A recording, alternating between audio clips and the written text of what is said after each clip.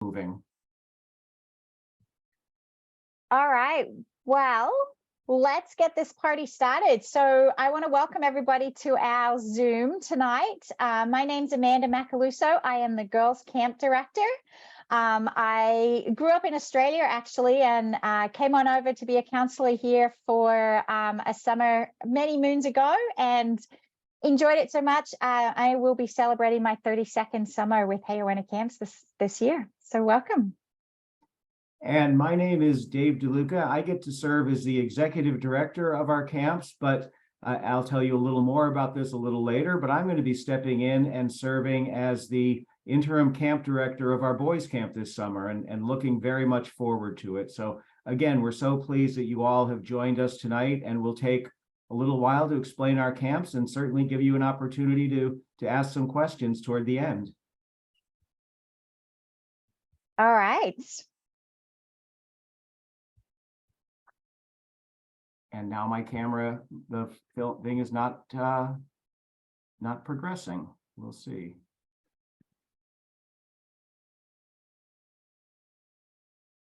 All right. There we go. Well, apologize for the technological difficulties right off the bat, but just for those who are traveling a distance or may not know about our camps, we're located in northern Michigan. Northern Michigan is extraordinarily beautiful. You'll see some great pictures of our camps, but our two camps are located about 40 miles apart. Hayo-Went-Ha, the HWH rectangle you see there, is a little further north and located right on the shores of Torch Lake. And then about 40 miles south, just outside of Traverse City, you'll find our Butis Hayo-Went-Ha, our girls camp. Again, a stunning natural area, more fresh water than I've ever seen in my life, and wonderfully long summer days. We're a nonprofit organization. We're a YMCA. Amanda will tell you a little bit more about that later. But as a YMCA, we have a mission statement and a vision statement. This is what we want to see happen for our campers while they're at camp, and we'll train our staff on these statements and what it means to inspire youth, what we mean by outdoor adventure, and how we want our young people empowered, confident, and connected. So this is a significant part of our training, and will be carried through with everything that we do at camp in the summer. So another thing that we would love to share with you all is our core values. As a YMCA, we've come up with some great core values to share with everyone. We talk about this on opening day with our campers. We talk about it throughout staff training with our staff. It's just a nice way of kind of encompassing what we do and how we do it and how we treat others. We feel that our programs are very much vehicles to teach these core values to everybody. The other thing we love to share is our camp motto. So our camp motto is each for all and all for each. Again, it's just a way of making sure that everyone's included, everyone's a part of the team, and we're all in this together. Another thing, and this is one of my favorite things, is the longevity of our camps. We have had both camps in operation for over 100 years. Next year is a big year for all of us. The boys camp will be celebrating 120 years and girls camp 110. That just brings with it lots of traditions and lots of experiences that people have had for years and years. And we really love that there's just multi-generations of families as well. We've got third generation families and fourth, and we even have a couple of fifth generation families. So again, something that we've been doing for a long time. We love at our girls camp, we recognize all our first year campers with a little ceremony, and everyone gets a little copper moon and welcomes them to the community. And at boys camp, they have a little tradition on their opening day with their campfire. So we again recognize all our first year staff and campers. We also love our 5th year recognition as well. If you've been coming back for 5 years, you get again another little ceremony and another little celebration. And the boys camp have the opportunity of putting your name there in the boathouse, which is the big photo there. And at girls camp, we get a silver moon. So again, you can collect them all and wear them with pride, and you're part of the team. So a little bit about Girls Camp. Here we are at Girls Camp. We've got about 130 acres of property. We've got about a half mile of shoreline right on our Butis Lake, which is beautiful. We've got the big colored building on the screen is our dining hall and the office. So that's where you'll drive in and check in on your first day. The building that's covered in snow, which we still have snow on the ground here at camp, but that is my favorite building, actually. It's Trailside Lodge. It was built in 1920. It used to be our dining hall. Now it is a great space for indoor activities. The arts and crafts room is in there. We have a little stage and we have some games and things in there. So that's a really neat spot. And then we have 4 divisions within our camp program. So 3rd, 4th, and 5th grade are in one division, 6th and 7th are in another. We then have the Thicket and then Niji, and these areas are cabins essentially located within that division group. 8 campers and 2 staff in each cabin. There's 5 cabins in each division, and centrally located bathrooms with hot and cold running water and nice showers and everything. So they're nearby, but we also have a senior staff member that oversees each division. So it's like a little community within our camp community. And Boys Camp, Camp Hayo Went-Ha, located on Torch Lake. The property is a little bit larger, almost 550 acres of property, and it's incredible lakefront shoreline. It's fields and forests. It's about 35 buildings, some that date back, as the boathouse in the large photo here does, to 1907. Some of our other historic buildings, the old dining hall in the upper right of your screen, and then Bonbright Lodge, which is the center of many of our all-camp activities. The lower level serves as where we stage all of our wilderness trips out of. So there's a real sense of history when you walk through the paths and the roads of Camp Hayo Went-Ha. And the natural environment, again, is just absolutely stunning.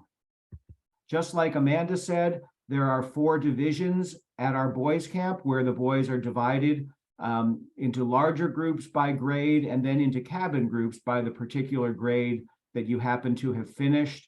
4 divisions, again, by grade, each division a cluster of cabins and a wash house, a centrally located wash house within. So some of the things we've told you about so far, great locations and history and facilities, a lot of camps have those, but we believe that there are some things that really set us apart from so many of the other camps that are out there. And we're going to share with the next few slides just what we think some of those ingredients are that make us a great camp to choose. One of them is, get ready for this, we are totally unplugged at camp. That means that in our cabins, there's no electricity. Certainly in the larger buildings like our health center and our dining hall and our office, we've got electricity. But we're going to ask that you leave your cell phone at home, leave your video games at home, and talk to people and enjoy and build friendships. And we believe that by leaving all those distractions behind, you actually build better connections with all the people that are around you. So another thing about our camp is our session lengths. So our camp programs are 2 or 4 weeks. We just feel that this gives us a little bit more time to really get to know kids in our cabin and kids in our division. We also think it's a nice extended break from being unplugged, but it also gives us enough time to do all the fun activities. And I've got a slide coming up that will show you all the fun things that we can do. But this gives us enough time to do all the on-site programming and all that skill development, but also allows us to do our wilderness adventure trip as well. So 2 weeks and 4 weeks, they go very, very quickly, and we keep busy each and every day. So that first day, so it's one of those questions we often get, especially obviously for our new staff or new campers. That first day can be a little overwhelming. There's a lot going on. There's lots of people to meet. You've got to move in and get settled. And we want to make sure that we're spending that extra time to make you feel welcome and share with you where everything is, how the schedule works, like getting to know people. I always try and make a challenge to everybody that at that first meal, you've got to know at least everybody's name in your cabin and something awesome and fun about them. So again, really trying to make sure that that first day is a day that we all get to know everyone and kind of get into the camp groove. With parents, we ask that you can stay as long as you like, but don't stay too long. Definitely make that transition and let us take over from there, and we'll show you ways to keep in touch while you're at home and your camper is having fun at camp. I've already covered this a little bit, but boy, the natural environment of our camps, again, large expanses of property, beautiful sunrises, incredible sunsets, all the sounds of nature. You're likely to see all sorts of animals, but to hear the wind rustling through the trees, to look up and see all the stars in the sky, what incredible places these camps are. Also, I'm a relatively new transplant to Michigan, but I've learned just how incredibly long the summer days are. By 5:30 in the morning, it's getting light and the sun sets somewhere around 10 o'clock. So long, very busy days. And the emphasis is always going to be on our campers being outside. Certainly we have rainy day activity areas and games and things that we can play when we must be inside. But if we can be outside, we're going to be outside because it's just such a wonderful way to spend the summer. We focus on the cabin group. And as Amanda said, that's roughly eight campers and 2 staff that live together for the length of the 2-week or the 4-week session. Many camps place their kids in cabins, but then those 8 or 10 kids go in many different directions in the course of the day, maybe returning to the cabin at nighttime or eating meals together. But we believe that cabin group is really the family unit at camp. So we're going to spend mornings doing activities by cabin group, so the kids will learn how to get along together. They'll get to try many different things and sample what camp has to offer. Each day, perhaps a different camper might be the leader of the group. The cabin groups will also share their meals together in the dining hall. The key, of course, are our cabin leaders who can work hard to build relationships among the kids in the cabin and plan creative and fun activities. And then the icing on the cake is that our wilderness trips, which Amanda will talk about in a moment, are also done by cabin groups. So those relationships that are formed in camp get strengthened even more on an out-of-camp trip. So this is my favorite slide. This is where we share with you all the fun activities that we get to do every day and how the day looks. So the first thing every day, if you want to, it's a very optional, but you can jump out of bed, grab your swimsuits and zip down to the lake and jump in. If you do that every day, you get to join the Polar Bear Club and you get a little certificate at the end of the session. So that's something to look forward to. Some say that is the best way to start the day. Others don't. For example, me, but it is fun to see everybody else do it. Breakfast, lunch, and dinner at the right times of the day. After breakfast, 8 campers and 2 staff in each cabin. As you can imagine, just a little cleanup is needed. So we do that on a daily basis. After we've done a little cabin cleanup, we do cabin activities. So some of these activities that you see down the bottom, archery, arts and crafts, volleyball, frisbee, ropes course, all of those things are options as a cabin group. So again, you sit down and talk amongst your cabin mates what you would like to do throughout the week and come up with a great plan for 2 cabin times in the morning. After lunch, we have a little rest hour. So this is a great time for you to have a little nap if you like, but you can also write home, read a book, write in your journal, just have that downtime and a little bit of quiet time. After rest hour, we have an instruction period. This is more of an individual choice and more of a skill development activity. So again, a lot of the activities that you see on the screen that you can choose, but it's more involved and you get to meet kids from other cabins and not necessarily do things with your cabin friends. It's an opportunity to meet other kids in other cabins. At 4:20, the waterfront is open. So G-Swim, it is a time to go swimming. You can zip down to the waterfront and go for a swim if you like. If you don't particularly want to swim that day, there are other activities that you can choose, or just have some time to kind of enjoy some of the other activities and kind of hang out a little bit. After dinner, this is where it gets fun. After dinner, well, it's all fun, but this is where the evening activities, it could be an all camp game, it could be a campfire, it could be a skit night, it could be an individual choice, it could be a theme night. There's lots of evening activities and lots of fun that happens after dinner, and it's all different. So depending on the day and what the program director has come up with, that's the evening activity. We tend to wrap up the day about 9:30, 10, lights out at 10. It's a nice way at night. We have an evening routine. At boys camp, we call it good of the house. At girls camp, it's devotion. And it's just a good way to kind of close out the day, kind of check in with everybody in your cabin.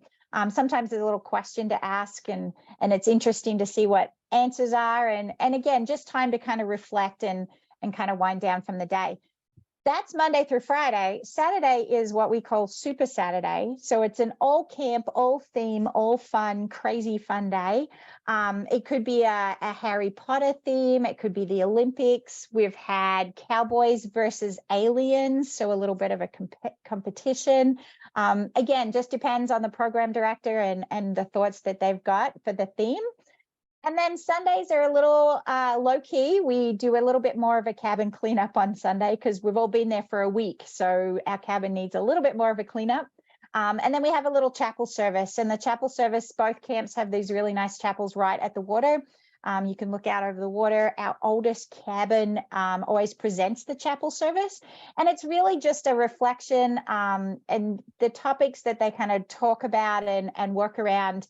A friendship and being challenged, and again the core values that we use and talk about at the Y. So that's kind of Sunday, and then we do it all again the next week. So keeps busy. The days are busy for sure. The other thing that we really like and we are excited to share with you is the progressive trip program that we have. So finishing third grade, campers come and they do all the fun activities at camp, but we also have our offsite camp. Do you want the camera on or not? Wilderness adventure.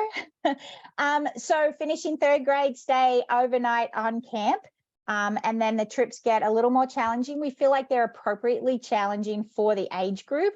And we get more, the trips become further away, a little more challenging and a little longer in length. So Sleeping Bear Dunes, for example, is our 5th grade program. The campers go for 3 days and 2 nights.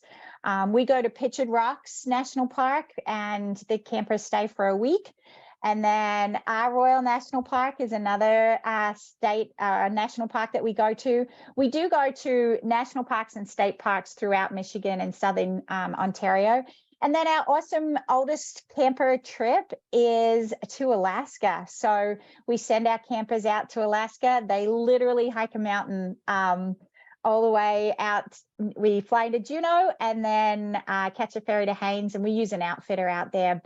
And I think on the call, we have a couple of staff that are actually heading to Alaska this year as the counselors. So, but yeah, any questions you have about the specific program that you're registered for, we're happy to chat to you about that. Our website has lots more details and a great packing list that corresponds to each trip as well. So those are the ingredients that we believe set us apart. It's everything from the unplugged nature to the incredible outdoor environment. It's the focus on the cabin. It's the very carefully thought out daily schedule that includes individual skill activity, large group activity, cabin group activity. And then of course it's those trips. Many camps do an in-camp experience or an out-of-camp experience, but we combine both into a session and try to give our campers the best of both worlds. So what comes out of that? Well, friendships are made, memories are made, and it's incredible what happens to a group that's together for 2 weeks or 4 weeks, including a wilderness experience away from camp. Some of the bonds that are formed the first year that kids are together in a cabin last until they're adults. We recently did a survey with some of our alumni asking them about their most treasured memories and the impact of camp. And it was wonderful to be able to read about adults still friends with people they shared a cabin with 30 or 40 or 50 years ago. There's a great deal of self-confidence that's gained from trying things and maybe not succeeding the first time, but you keep trying to get up the climbing wall, or you keep aiming for the bullseye in archery, and eventually you get there. So you build a sense of confidence, and there's some growth that comes with that. And we like to call them 21st century skills. Our campers are learning how to communicate, how to collaborate, how to compromise, how to work together as a team. And all this comes out of spending 2 weeks or 4 weeks at camp. Now, there are some other things we want to share with you, and these might be things that maybe parents are a little more interested in than campers, but we'll go through them quickly, and maybe it'll help you understand a little bit more about our experience. So this is always exciting to see where everybody is from. Our campers are from all over the US, lots of Midwest, of course, being quite close. We also have had last year, 36 states were represented by our camper population. So lots of kids from all over, and also international campers. So I know that there's someone from Mexico on the call, so that's exciting. This is a slide we like to share with our parents more than anything, but ACA, or American Camp Association, is an accreditation process that we want to do. You don't have to do it. We feel that it is industry standards, and we want to make sure that we're operating as safely and following as many standards and appropriate procedures and policies as possible. We are also a Y camp, so we're part of the YMCA. We are not associated with a branch. We're actually an independent Y, which just means we're just our camps. So we concentrate on just our camp programs. There's always lots of questions about the waterfront. Again, our camps have extraordinarily long lakefront areas and very extensive waterfront programs, swimming and boating programs. So the waterfront is an area where we have a strong focus on safety. Each camp has a full-time seasonal waterfront director who oversees all the activity down along the lakefronts. Many of our staff are lifeguards. We train other staff to be lifeguards during our pre-camp staff training. They're assigned to various positions on the waterfront to keep our campers safe. But also on opening day, we're going to ask that every camper do what we call a swim assessment. We want you to get in the water. We want you to show us how well you swim. And we will rate your swim ability, and you'll be given a buddy tag. If you see in the upper right corner there, you can see a little bit of the buddy board at Camp Hayo Went-Ha. But your buddy tag is a certain color, and that denotes which part of the swimming area you can swim in. The other thing is that when you go swimming, you'll always swim with a buddy. So 2 tags will be placed on a board, and our lifeguards and waterfront staff will be able to tell at any time exactly how many pairs of swimmers are in the water. So we take a great deal of time and effort to keep our campers safe on the waterfront. Of course, also, anytime anyone is in a boat, regardless of how well you swim, we're going to ask that you wear a life jacket. Healthcare at camp is important. Each camp has an extraordinarily well-stocked infirmary or health center. These buildings were built just in the last few years, and they're very extensive. There's an examination room where also all medications are kept under lock and key. Our 2 health officers at each camp live within this building. There's a larger ward room where campers who are not feeling well and maybe need to spend the night here instead of in their cabin can come. And this is where there's also an isolation room should we need to keep one camper separate for any reason. All our healthcare procedures are approved by a physician. We call them our standing orders, and we can be in contact with our camp physicians at any time. It's also key for parents to understand that should there be anything beyond the typical bumps or bruises that happen at camp, we're going to call you. We're going to let you know what's happening if your child needs to spend a night in the infirmary, and certainly should we ever need to take a camper off site to one of the nearby hospitals, we're going to call you right away to let you know what's going on. You'll be asked to fill out a health form in advance of the summer. that gives us a great deal of information about your child's healthcare needs so that we can make sure that we're serving them well. So the next slide, I'm sure you're all curious about the food. The food is great. There's lots of variety. It's very camper friendly, but as well as that, it's also healthy. We do have a salad bar with healthy options for everyone at lunch and dinner.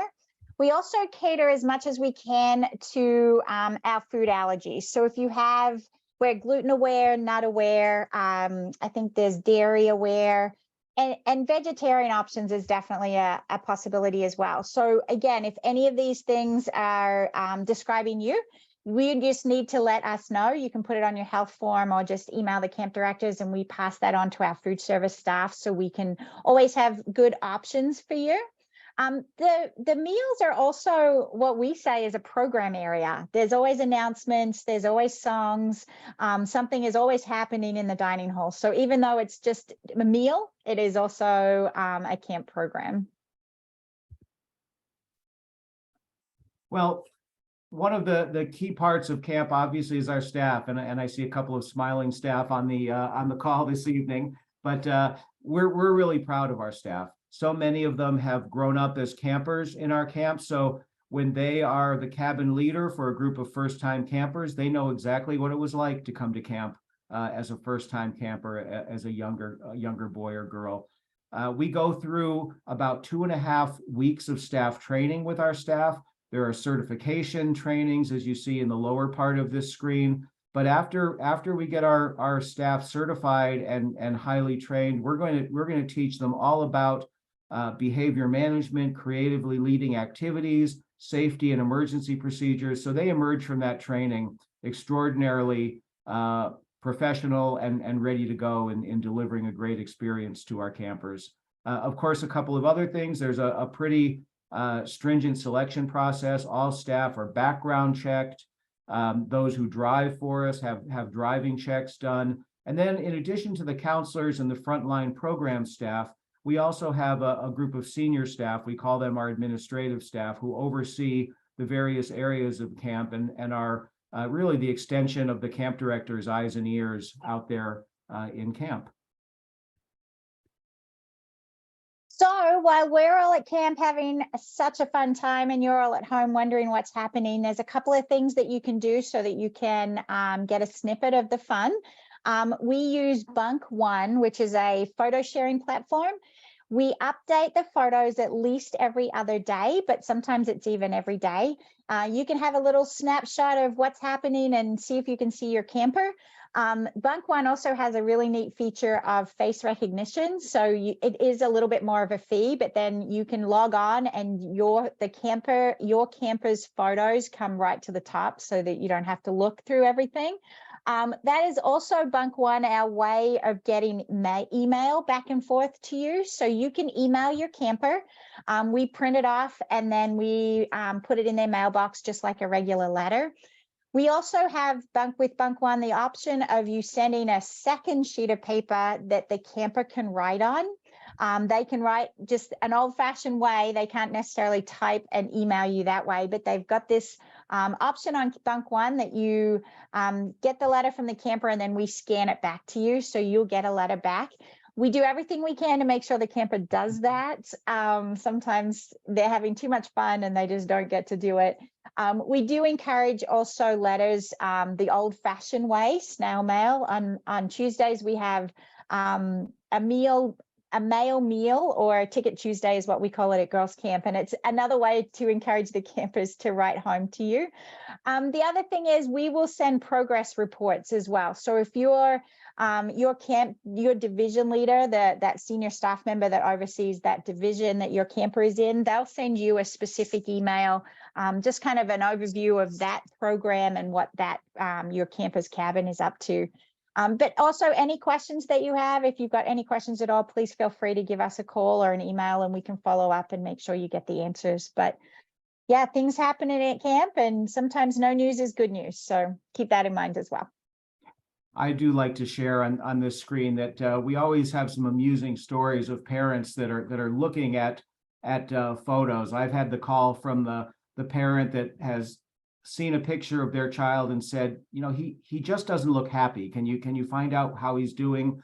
And of course, we always get the call from the parent that 3 days in a row they've seen their child in the same shirt, and that perhaps it's time for a change of clothing. So we'll manage all those things too.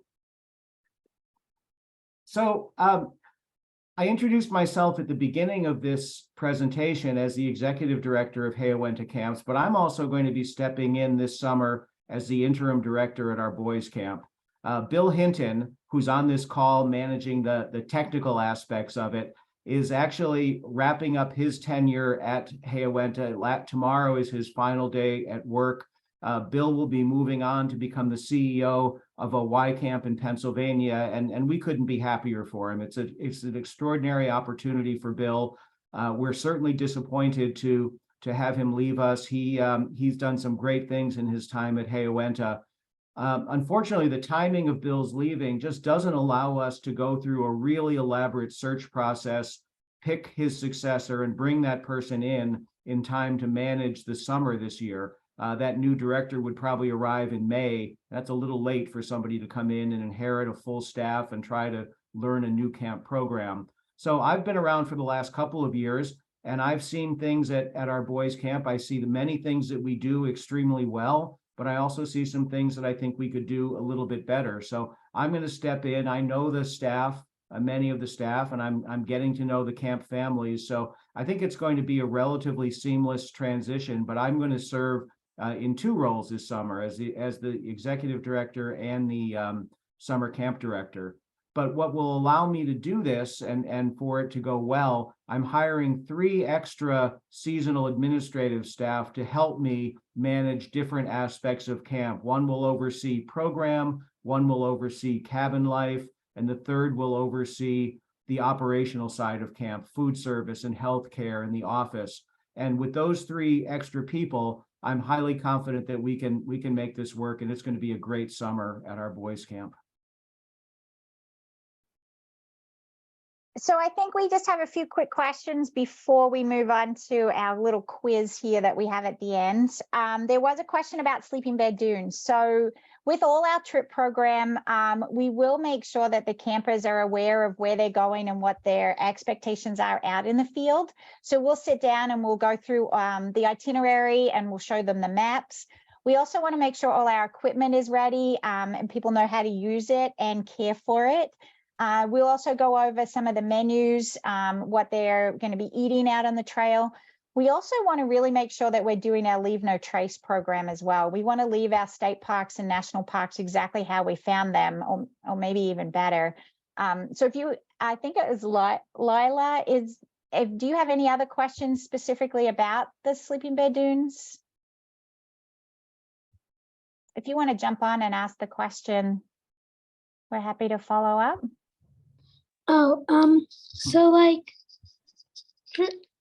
So I've heard about sleeping bear dunes from one of my friends who's been to camp before.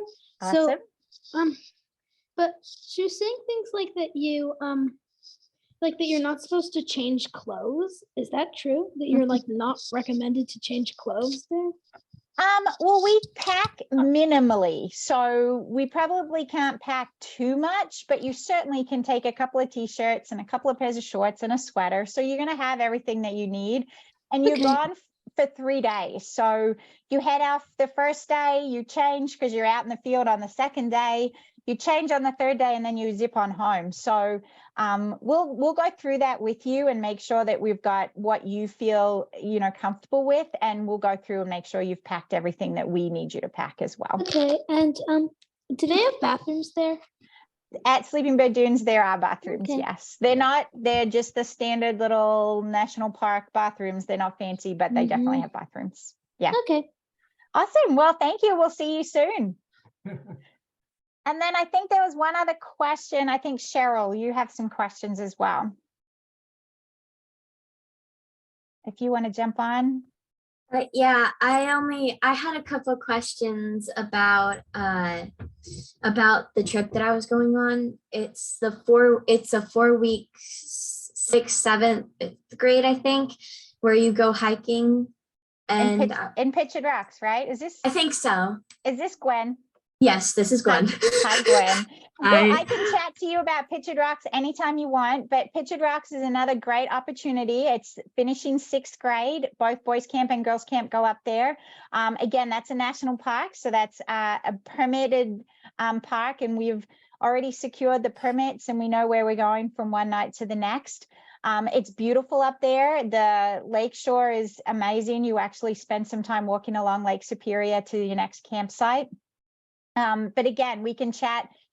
Also, if you are wanting more information, there is a lot of details on our website. So jump on our website, take a look at the program that you're interested in or you're going to be doing, and take a look at the other explanations and also the packing list, which is really specific for each program as well.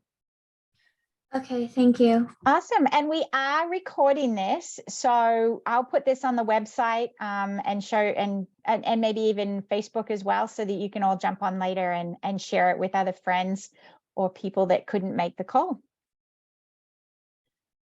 All right. Any other questions? Oh, there's a question about bugs. Do you want to follow up with bugs, Dave? Sure, bugs are my specialty. Fortunately, we don't have a significant insect problem. I was shocked when I came to northern Michigan and found that on the shores of our lakes, we really don't have much of a mosquito issue. The breeze from the lakes helps to keep it down. We do have insect repellent in our camp store for when it might be needed. If you do bring it, we prefer that you bring the pump and not the aerosol type or the rub-on type. But minimal needs. Amanda, you maybe can comment a little more than I can about insect encounters on trips, but I know on our camp properties we're relatively insect free. There does tend to be some bugs in some of our destinations. So Pictured Rocks, I think there tends to be some black flies. And some of our old trips, we actually send mosquito nets for those campers, just to minimize the effects. But we ask that you bring some of what you're used to as a repellent. So whatever you've been using at home and it feels good for you and you're used to that, if you could bring that with you just so that we can use what you have and try and avoid as much as we can. But bugs are out there. Yeah. Yeah. All right. What else? Megbo, what did you say about bugs? Saying how they mostly come out at night, if anything, on trips. I mean, you're walking, you're moving the whole time, and when they're out at night, it's a good indication that it's bedtime and it's time to hide in tents. That's awesome. So Megbo is one of our senior staff members. She's coming back this year for what? How many years is this for you? This will be 13, which is awesome. 13, and she has been selected to head off to Alaska with the oldest group. So and you'll see her on site the session that she's not at camp, and I'm going to call you after this to let you know what you might be doing. Awesome. Well, any other questions? Well, I've got a question for everybody. If you want to, there are a couple of questions in the chat that I'm gonna kind of ask. So someone asked about cabin mates, and do you get to know your cabin mates before, or do you just meet folks? So maybe talk about cabin mate requests. you or me, Dave? Why don't you take this one to start? Okay. So yes, we do ask if you've got a camp friend that you would like to be in a cabin with, but please don't panic if you are coming and don't know anyone yet.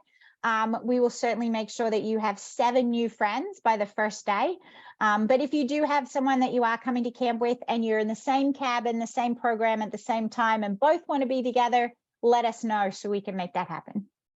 Yeah, it's important that you understand that if you are in different grades and potentially doing different programs, we wouldn't be able to put you in the same cabin together, but that doesn't mean that you wouldn't be able to see friends during certain times of the day, during G-Swim or during the afternoon instruction, in the dining room, and then also obviously during all camp programs. Kids of different age that know each other will have opportunities to be together. Do you have any others, Bill, that we've missed? There's a couple that are kind of asking about their trips. I told them to stay on after we stop recording, and we'll go over those specific trips. Great. Awesome. Well, I've got a question for everyone in the chat. If you could just put in the chat if this sounds fun and if you're super excited about coming. What about Max and Lawson? You guys look like you're having fun and excited for camp. Yeah, I sail like opties, and I know there's some sunfish, I think. We've got butterflies. Butterflies, yes. Yeah. Yeah, and I'm excited to try a new boat sailing. Yeah. And I'm even a little bigger one. and sailing on Torch Lake is incredible. Yeah, I bet all the pictures look like it's great. Right? Yeah, I'm in to play lacrosse, and sailing's not my top thing, but it's like I do it with my brother. But I mainly play lacrosse. But yeah, swim. Yeah, I also like to swim a lot. Stuff like that. You can swim every single day if you like. Yeah. Yep. Awesome. Well, I think 5th grade, if you're finishing 5th grade at both camps, you will be going to Sleeping Bear Dunes. That was one of the questions. And so now we've got some questions for you. We're going to see if you guys were listening. The first one is, what are the names of the 2 lakes that our camps are on? Super easy. Megvo, what do you got? Can I phone a friend? What? Ellie No. McJoint, can you help me out with this question? All right, phone a friend. Allie. Arbutus and Torch. Yay. All right, our next question. We'll see if we get a camper to answer this one. What can anyone name 4 of our core values? And there's 7 of them. What do we think? Does anyone want to jump on and let us know which ones? Respect, responsibility, caring, and honesty. Nice. Who is this chatting? Environmental something, like being environmental stewardship. Yeah. Nice. All right, Dave, what are our answers? Let's see how Ooh. they went. Awesome. Inclusion was 1, and teamwork are all 7. Good job. All right, how do we keep track of our swimmers when they're in the water? Anyone want to jump on and let us know what they think? Isn't it by the buddy system? Good job, Gwen. Buddy board. And then I think this is our last one, and I mentioned them all, but we go to state parks and national parks, and actually a provincial park in Canada. But can anyone name 3 of the national parks here in Michigan that we go to? I know All right, one Gwen. about Sleeping Bear Dunes. Good job. You did that last year, right? Yes, I did. Yay. All right, what about Lois? Are you there? Do you want to tell us what the other 2 are? Pop in, Lois. Jump in, Lois. I'm here. Okay, national parks, Isle Royal and National Lakeshore, Pictured Rocks, National Lakeshore. Yeah. Did I miss any, Sleeping Megbo? Bear- And Sleeping Bear. And Sleeping Bear Sleeping Bear. Dunes. Yeah. Is North Manitou? North Manitou is Oh, part of true. Sleeping Bear Dunes. Is that so- another- Manitou is part of Sleeping Bear Dunes. So Okay, beautiful. you got it. Awesome. Well, thank you everyone for joining us tonight. Hopefully we've answered a lot of your questions and got you excited for the summer. But if there are any others, you know, we're happy to hang on and answer any specific questions that you might have.